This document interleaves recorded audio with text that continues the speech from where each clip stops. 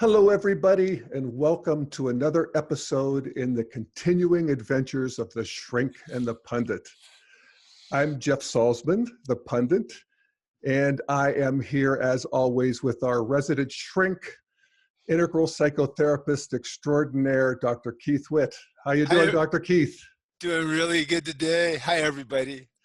So today, you and I are going to take on the topic of masculinity.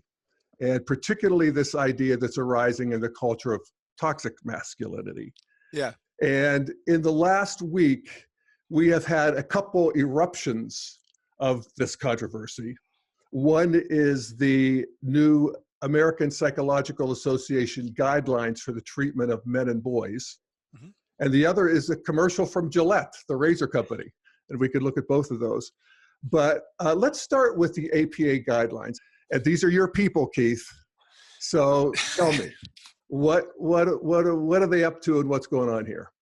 Well, first of all, the APA has had guidelines from 2005 to now. This is the newest version of the guidelines. And the reason why I'm saying that is that there is a large body of research that has been done about the attitudes towards men and boys in the culture and what happens in the interplay between cultural standards and development and being in the world.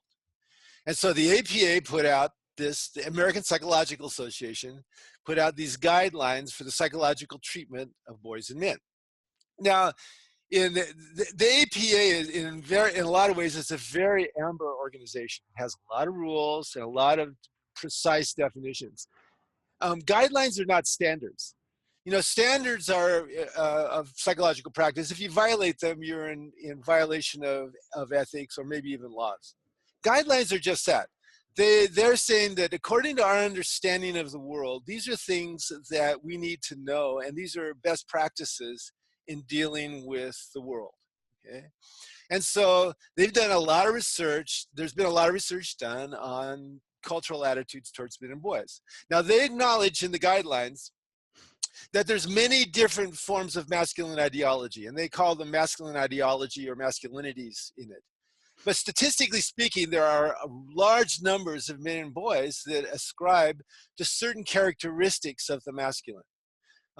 Some of them are good. And, you know, these are represented in the guidelines, though not as much as the bad ones as usual, because the 20th century emphasis has been on psychopathology and psychology, as we've talked about before.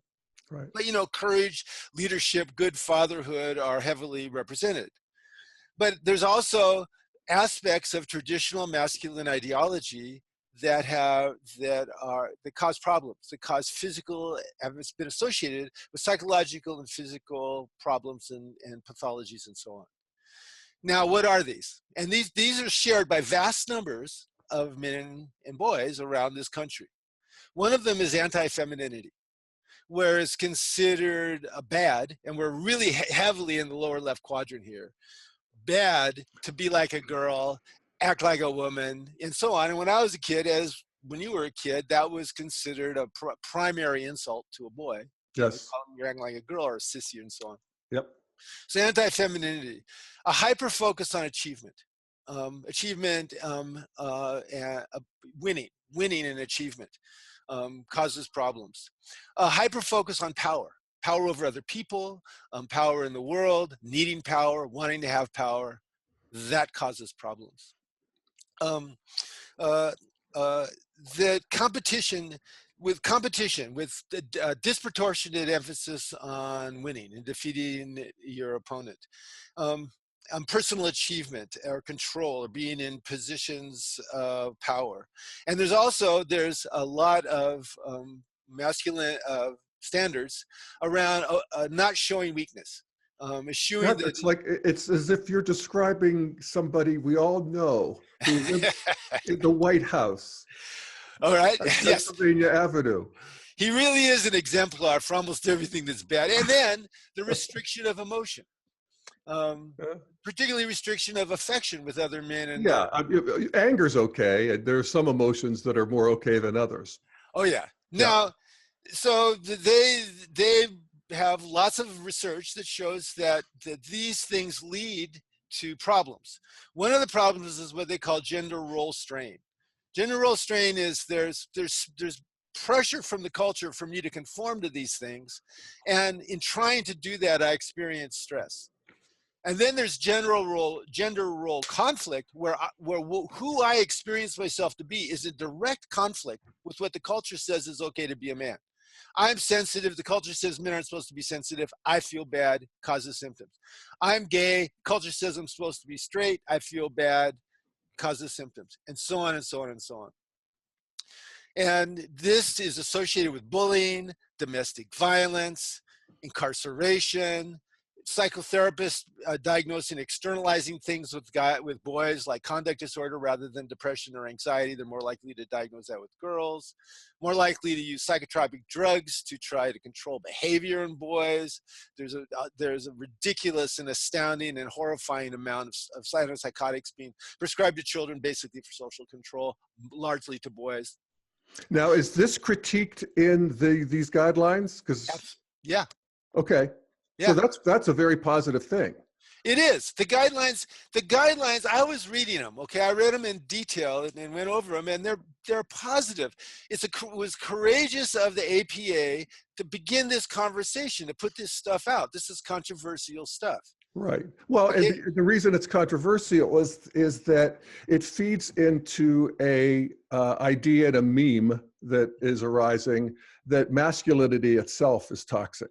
And masculinity itself is just basically the representation of the patriarchy, which has been, causing suffering for untold millennia. And it's time that it's over.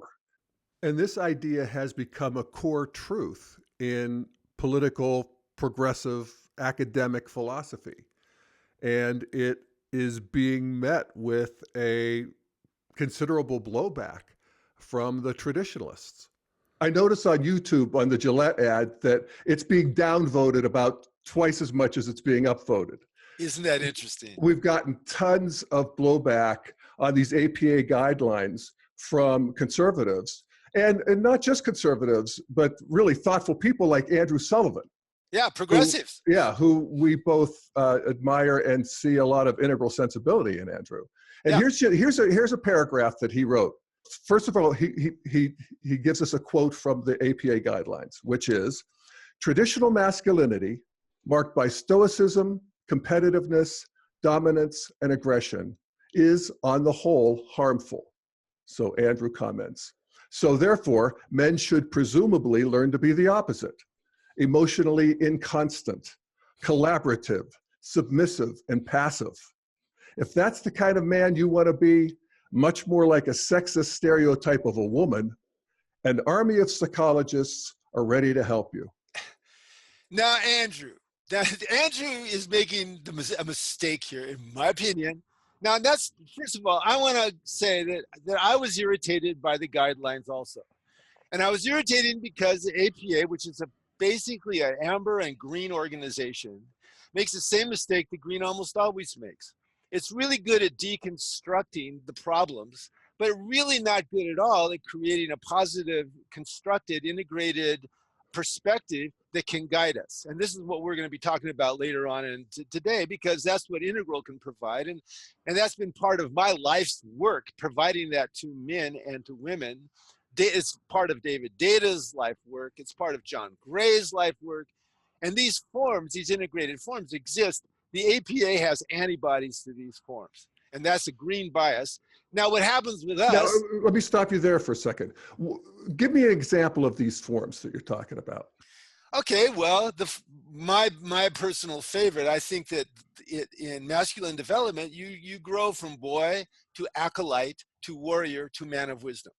Okay, that is a developmental progression of the masculine that works for almost every person that I've ever articulated it to, men and women. They like that progression. Okay, if you look into if you look into all the romance novels that women write and for women and women read, the hero of those novels has certain qualities that are warrior and man of wisdom qualities. He is true to his values in the face of adversity. He does not sacrifice them for personal aggrandizement or for gratification. He doesn't betray other people. He has integrity.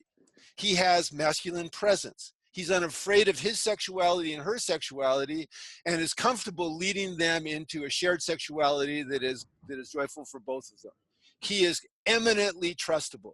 He is self-aware and invested in his own development as a man and in the relational development, okay? Those are the guys that are the heroes in all the romance novels, the most commonly sold book in the United States. And that is the warrior and the man of wisdom.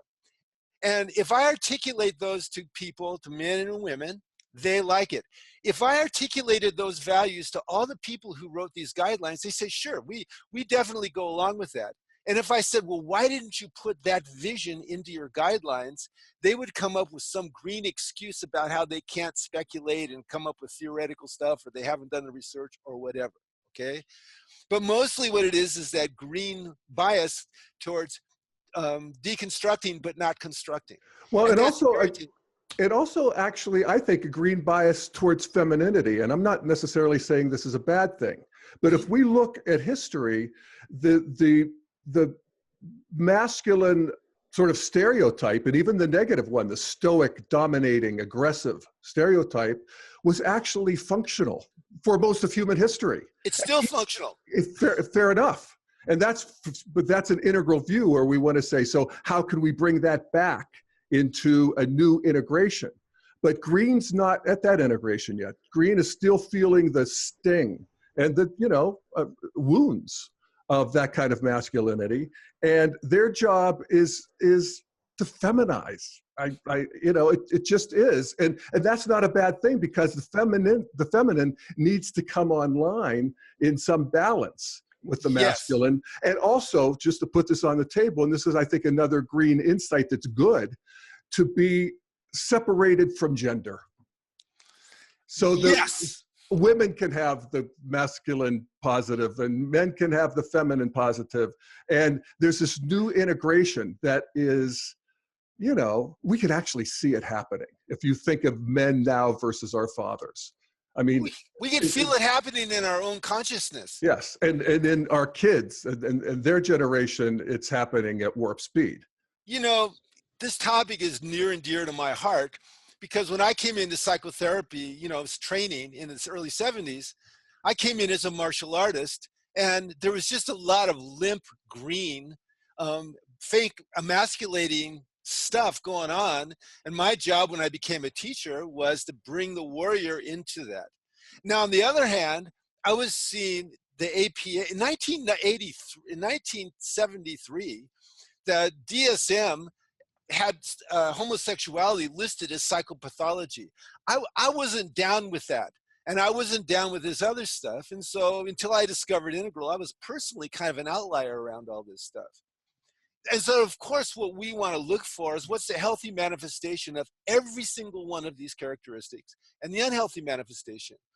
And healthy and unhealthy is not generally an ambiguous, everything is relative green thing. If someone is being bullied in my presence, it is a healthy thing for me to interrupt that. I will not tolerate that in my presence. And it's an unhealthy thing for me to allow it to happen and sit and suffer in silence. Mm-hmm. If I have an impulse to violate a personal core value, an interest of self-aggrandizement or fear or gratification, and I do that, I feel diminished as a man. And if I stand up for that value, I feel better as a man. And if I'm observed by men or women, they will find me more attractive and admirable standing up for my sacred values, and less attractive and less admirable if I violate them. Isn't that great? It is great. And this is a vision that we can share, but we have to step into it. And to step into it requires an integral understanding, which is this document, these guidelines go in and out of that. They're closest to it when they're describing fatherhood, because they're protecting children. And their data about fatherhood is completely accurate. It's overwhelming. Warren Farrell's been doing this for years, as have the rest of us, but he's done really a lot of the seminal research showing how much better children do when they have fathers who are engaged, psychologically sophisticated, but also engaged in competition, engaged in rough and tumble play, teach children about appropriate and inappropriate, healthy and unhealthy violence. And the whole concept of healthy and unhealthy violence is something that the APA walks away from. If they walk away from healthy and unhealthy dominance, they walk away from healthy and unhealthy sexuality. They especially walk away from healthy and unhealthy sexual instruction and sexual flourishing from birth onward. And the absence of that in the guidelines is really irritating. And so Andrew kind of has a green bias towards the green bias, if you get what I mean. You know, he sees these things, he gets irritated, and he dismisses the guidelines rather than looking more deeply into the basic messages and recognizing it's not the presence of what they're talking about that's the problem. It's the absence of an integrative view of masculine development, masculine presence, and quality masculine engagement with women, men, and the world. It's the absence of that that makes the guidelines irritating, not the presence of what they've got. Right. In my opinion. Yeah. Well, one of the things, actually, why don't we insert the Gillette commercial here? Yeah, this is perfect time. Let's do that. Let's do it. All right. So this will give people a transmission of some of what we're talking about here. This is it's actually a short movie is how they bill it from Gillette. It's about 1 minute and 40 seconds. Bullying. The Me Too movement against sexual harassment. Masculinity. Is this the best a man can get? Is it? We can't hide from it. Sexual harassment is taking over. It's been going on far too long. We can't laugh it off. Who's the daddy? What I actually think she's trying to say. Making the same old excuses. Boys will be boys. Boys will be boys. Boys will be boys. But something finally changed. Allegations regarding sexual assault and sexual harassment. But she says And there will be no going back. Because we believe in the best in men. Men need to hold other men accountable. Smile, sweetie. Come on. To say the right thing. To act the right way. Bro, not cool. Not cool. Some already are. In ways big Yo, men, we're acting like we are shaking. and small. I am strong. I am strong. But some is not enough. It's not how we treat each other, okay? Okay. Because the boys watching today will be the men of tomorrow.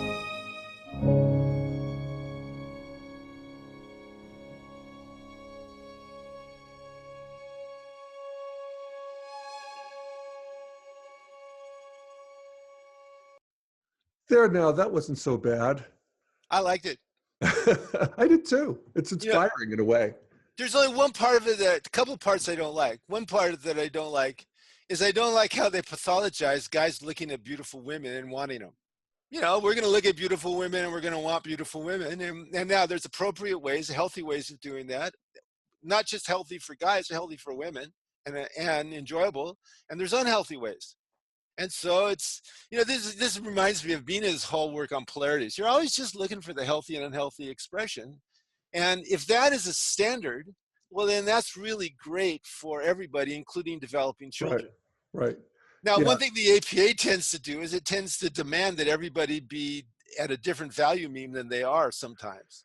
And that's the sort of, even the whatever resistance I have to that commercial, and I basically think it's doing God's work and as a positive force in the world. I'm for it. But I want to make sure that as we move into a new evolutionary stage, that it's about including all of it. And we don't want to limit and we don't want to homogenize. And so we want the full range of masculine and feminine behaviors and attitudes and all that stuff to be available to everybody at any time. And that that commercial feels a little pinched around some of that. So that's my problem. I think that's a valuable critique. You know, psychological research has shown that the healthier you get, the more of a wide range of emotional expression you have. What integral tells us is that there's an optimal response to every situation. Well, that optimal response isn't just a thought or, you know, a movement. That optimal starts as a state of consciousness that involves a robust self, all right?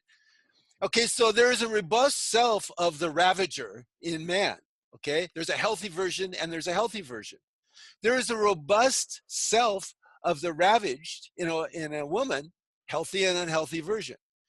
And let me just say, there's a healthy and unhealthy version of the ravisher and ravished in male homosexual relationships and female homosexual relationships, I'm assuming, but I know firsthand on the former. Yes, and yes, yes. And most of us are a mix of those things, you know. Certainly I can empathize with almost all of them. And in any given moment, if there's one that's appropriate, I want to be able to do it and not be restricted. Remember, restricted emotionality was one of those things. Restricted is that my being wants to do one thing, but I'm restricting it because I'm afraid that the culture is going to get pissed off at me. With justifiably, by the way, the culture will get pissed off at me in certain cultures will get pissed off at you and will attack you for being different. That's the nature of amber, and we all have to grow through amber. Elementary school kids especially are living in amber, and so if they don't have very, very expert supervision and guidance, the kids that are different are going to be discriminated against. And if they do have expert guidance and training, when the discrimination begins, it becomes teaching moments for both the bullies and the victims. So don't you think we're making really great progress there?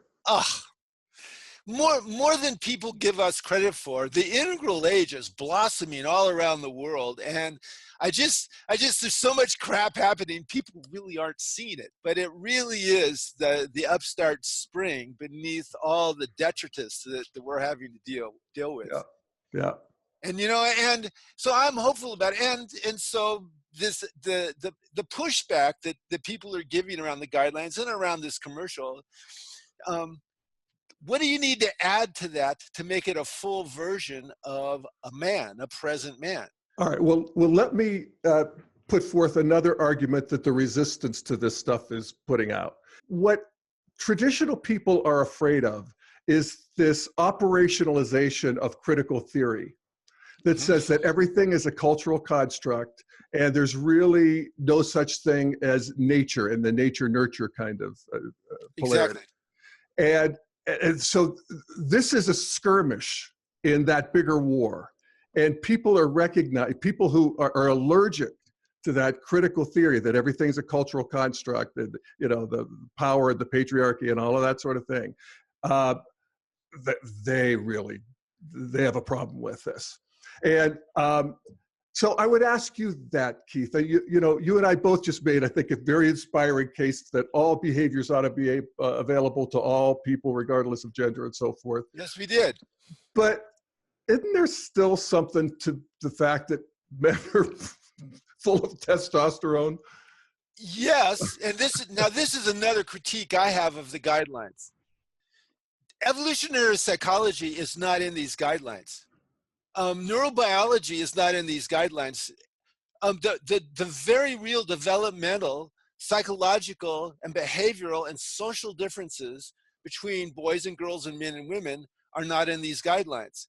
It's almost as if they're relating to us as like these disembodied consciousness that didn't arise from primates that were living out and you know, there are social organizations associated with every species of primate.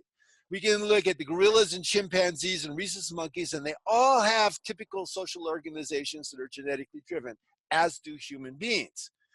There are always going to be dominance hierarchies. There's always going to be the pair bond. There's always going to be jealousy. There's always going to be desire and betrayal and sexuality and romance and so on.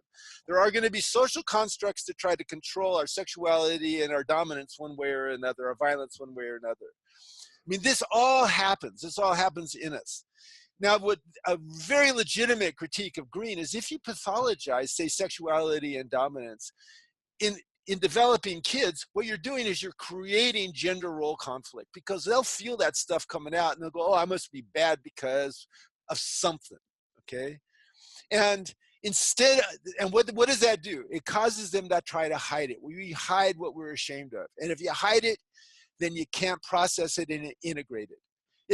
I advise people, they say, when should we start talking to our children about sex? I say, start talking to your children about sex when your children begin to speak. That's when you start. And you have that conversation the rest of their lives with them and with everybody else. Really, really? When do we start talking to children about violence? When they begin to speak, you start talking to them about violence. And before that, they've had nonverbal training about it. So it's a really valid critique of these guidelines. And when I first read them, I was super pissed about the absence of all this stuff, which made me want to discount all the other good stuff in it. And I read it through and I went, this is a lot of good stuff, but it's really missing that. And you're right. The more we're in touch with that stuff and we're authentic and we integrate it, the more substantive we are. And we can tell, all of us, men and women, we can tell a guy that is connected with his masculine core and embodying his values and a guy who's not. And there's a difference. And the guy who does has an edge. But that's the way it works. It's irresistible. Excuse me. It's irresistible. You know, to run into a person like that, there's a certain magnetism and charisma to a man who is, you know, holding all of that.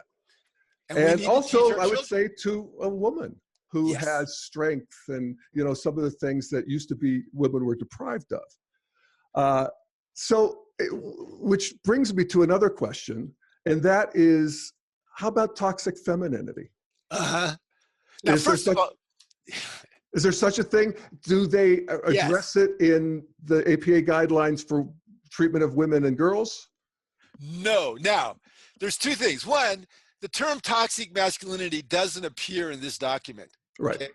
You know, some aspects of traditional masculinity are toxic. Okay, that sentence appears. But toxic masculinity is such a exciting meme that that's how it's all been characterized. But it doesn't appear in the document. Secondly, I think that there's a green bias around having the same attitude towards the unhealthy aspects of feminine ideologies and talking about it. Yeah. Toxic femininity, for instance, body image stuff that plagues girls. For instance, you know, assertion stuff. You know, how many women in my practice over the last 45 years struggled to be able to ask for what they want and say no, because there was a cultural pressure on them to say yes and not ask for what they want. Yeah, and then oftentimes they're also exerting power passively and manipulatively. And, you know, we all know what that is. Yes, we all do. know women like that. We all know women like that. Also, okay, so you get a bunch of women together who have 1 or 2 year olds, okay? And then a bunch of guys, okay, and they're all in separate rooms. Okay, the guys are bitching about how their wives won't have sex with them, and about, you know, how, you know, and the women are all bitching about how their guys don't really get it and so on. And they don't really realize that this is a big problem, and that 70% of people 3 years after the birth of the first child are doing worse because of this kind of stuff. And this is unhealthy versions of traditional masculine feminine ideologies. And so when people come in, I teach them, you don't want to do that.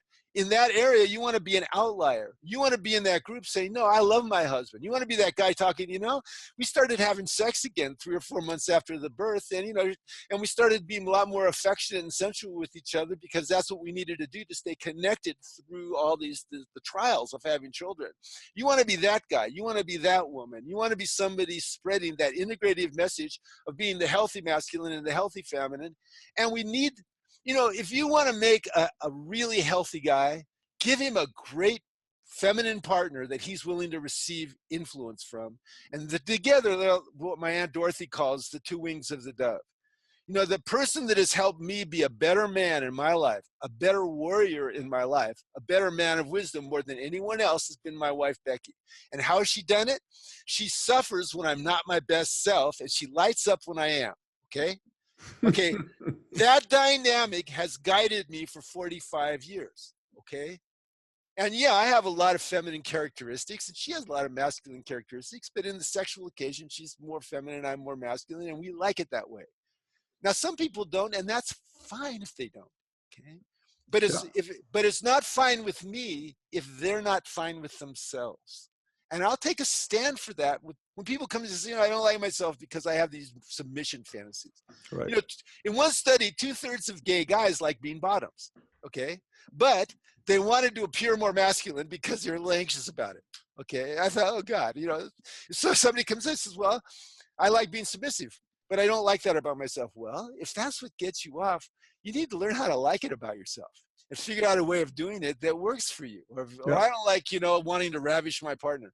Well, if that's what you like, we need to find a healthy expression of that, because frankly, it's not okay with me for you to alienate some aspect of yourself because some cultural standard has told you it's bad.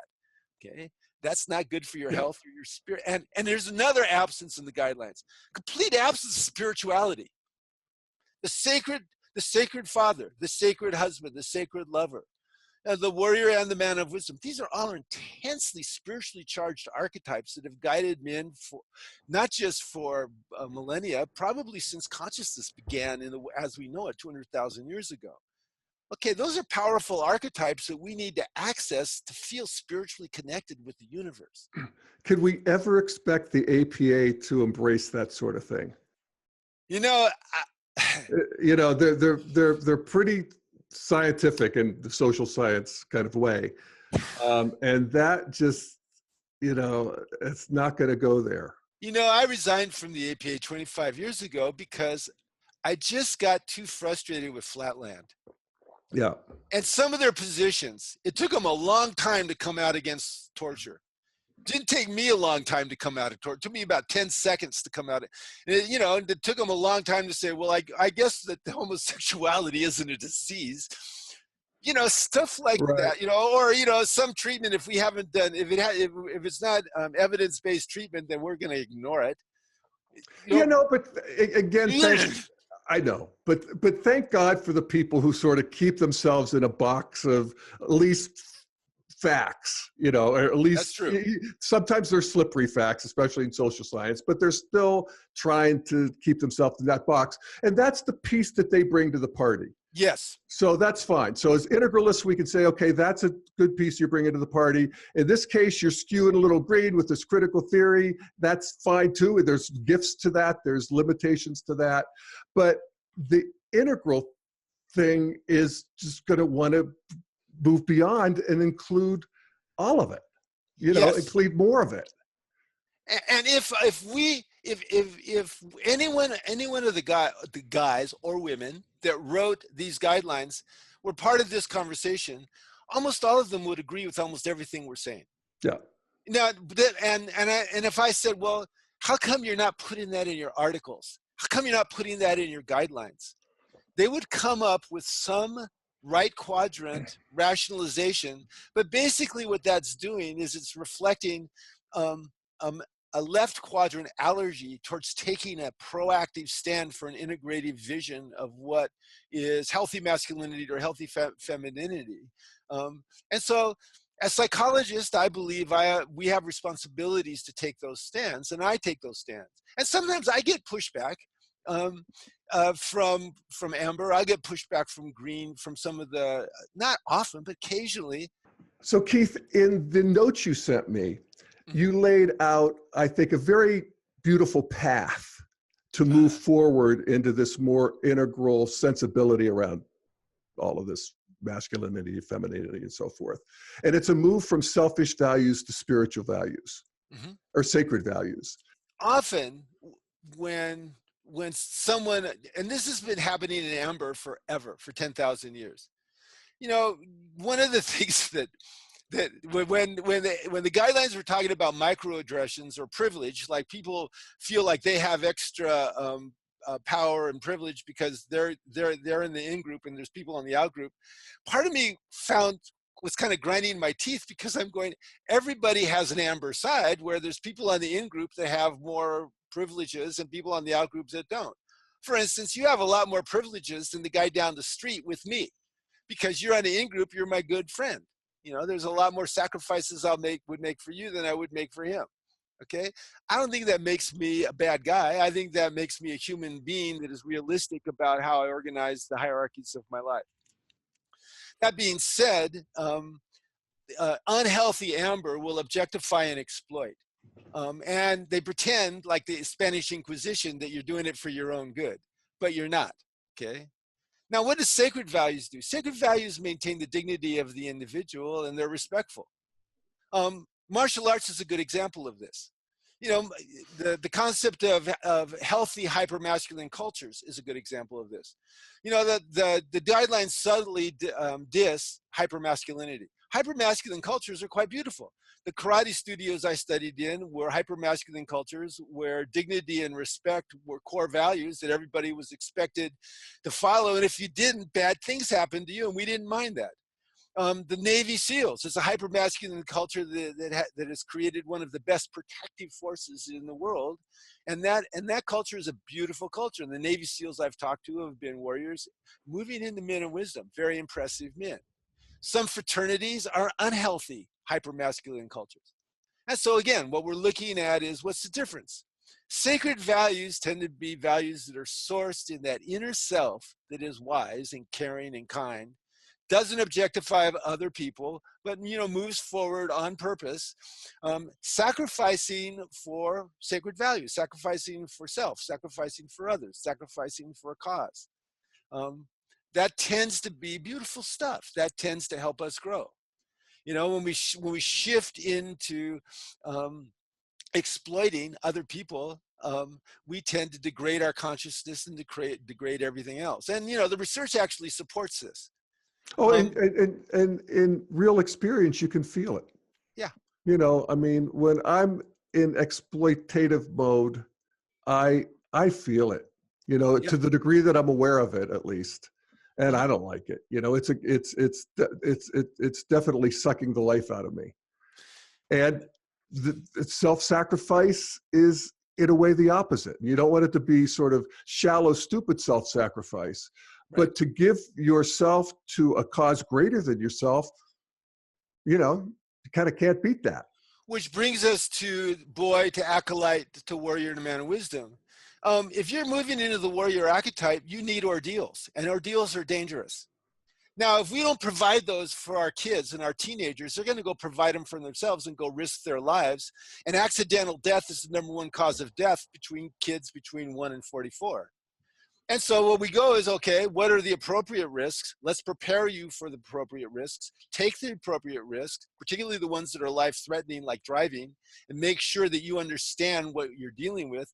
Have the ordeals, deal with the mistakes, learn from them, and in the process, discover yourself. Okay, that's what ordeal does to the development of the warrior. It's necessary, it's important, and violence is part of that.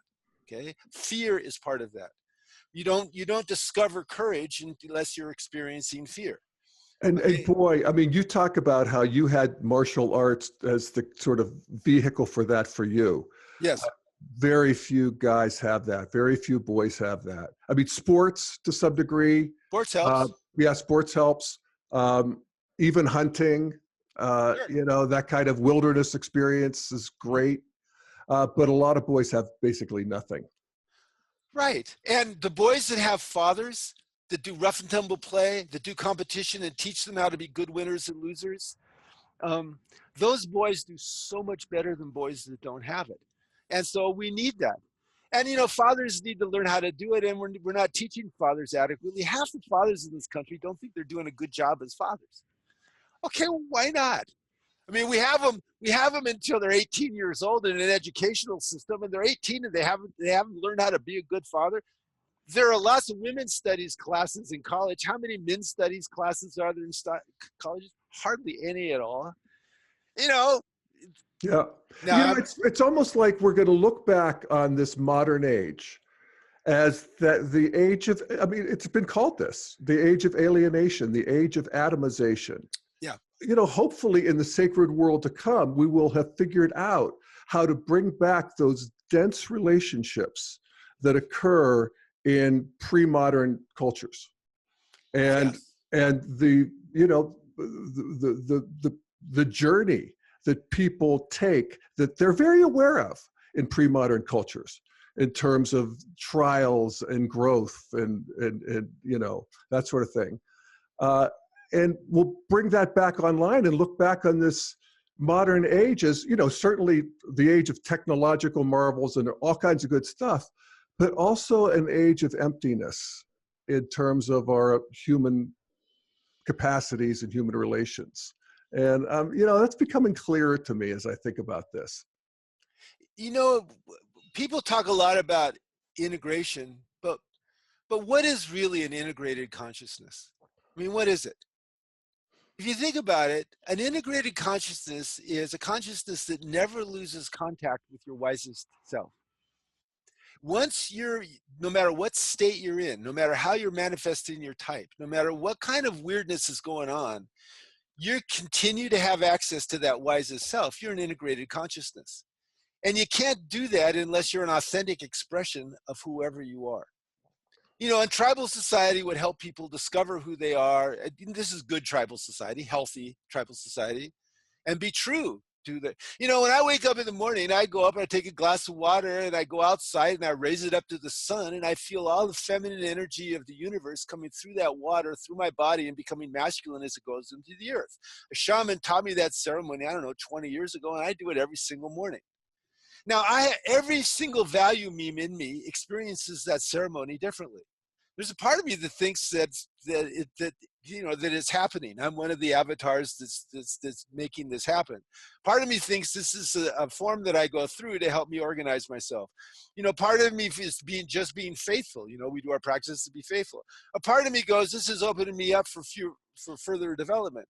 All those parts of me come together when I do that ceremony because, you know, they're all real inside me. I don't know. It feels right to do that as well as other practices. You know, if a man is suffering, often he needs to discover what is the core yearning for him to be in terms of an embodied masculine person. You know, the warrior man of wisdom, perhaps, even the divine artist, the divine husband, the divine lover, all those things, the divine friend. If you're yearning to be that, then, and you move towards that and do the work on your own trauma and so on, you become more integrated. And as you do that, you feel more strong, simultaneously more empty and more full. And this is where agency and communion, emptiness and fullness come together in all of us. And of course, you can have Ripley, you can just go kick ass warrior stuff. And you can have Oscar Wilde on the other side, you know, doing everything. There's always exceptions, and we want to respect all of them, and that's what the APA does with diversity. But what they miss, of course, what Green almost always misses, is that there's larger forms that exist that are coming up from our genetic groups and our spiritual groups and from the archetypes, and we ignore those forms at our peril. And so in Integral, we bring those forms back and we integrate them into all this great social research and all this other stuff that the APA brings. And we come up with these more complete, more full, more integrated ideas of what it means to be a man and a woman and a sexual being and a father and a friend and so on, that are substantive, you know, that don't have that kind of shallow, weak, limp quality that Andrew Sullivan is so pissed about when he reads the guidelines. Yes, right on. Well said, Brother Keith. Yeah, Thank you. All right, well, we good? We're good. I'm good with this. We got this thing squared away?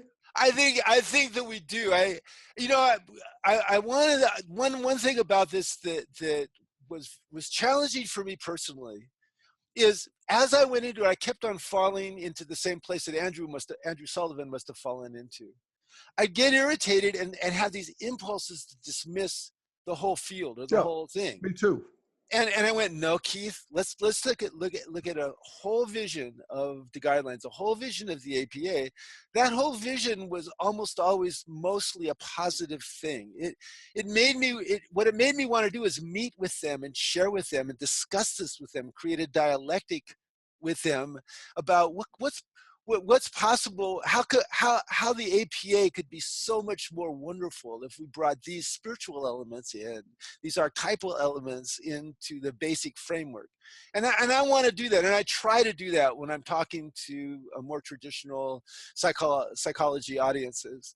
And I'm really working at my own inherent, resistances and antibodies. Yeah, that's all part of the fun. It's all part of the fun. Yeah. Well said, Jeff. Well, and they can get your guidelines too, at That's true. drkeith.com. That's right. Anything new with your work? Oh, right now I'm still working on my Trauma into Transcendence book, wanting to bring some of these elements into the field of trauma. And also I'm beginning to do more teaching about integrally informed psychotherapy. I think Integral has an awful lot to offer, and there's been the books on it, and there's people in the field, and so far the larger field of psychology hasn't really tapped the potential, and so I'm doing more of that work these days. Well, and how many books have you written now? I have published 8. Yeah, so you really are putting your stake in the ground and moving us forward here. So yeah, there's an integrally informed cosmology of psychology, psychotherapy, development, and including in my book on shadow, there was a chapter on the warrior of man of wisdom, and then there was a chapter on the many paths to the woman of wisdom. And I think that really is true. I think men pretty much have to go through warrior man of wisdom. Women can go through the sex goddess to the woman of wisdom, and the divine mother to the woman of wisdom, and the divine artist, and the divine healer. All those archetypes are available to men, but men will suffer if they don't embody the warrior and the man of wisdom, in my experience. Women seem to have more variation in their developmental paths towards women of wisdom. And that's, I think, one of many differences between men and women that I find fascinating and beautiful. Yeah, well, it's all fascinating and beautiful. It's all fascinating and beautiful. All right, Dr. Keith, thank you so much for joining me again for Shrink and the Pundit. And thanks everybody for joining us. And we will see you back here next time. Much love to everybody. Much love.